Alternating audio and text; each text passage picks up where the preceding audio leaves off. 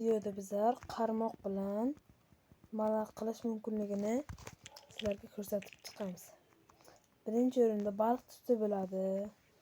Ikkinchisida esa bunday qilib hayvonlarni ushlab tepaga chiqib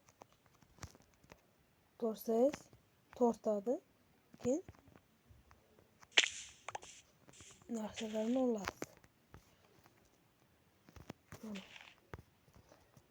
Yana ko'rsatdim.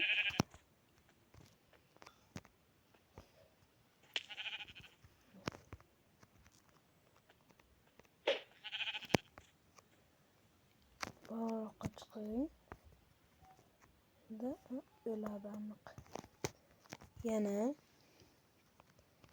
tentelarni ham shunday qilsa bo'ladi.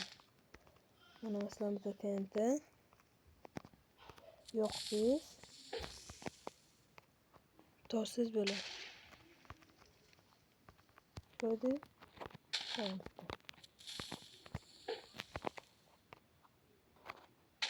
Mana. Qarmoq bilan shunday yaxshi ishlar qilsa, zo'r ishlar qilsa bo'ladi. Agar bilmagan bo'lsangiz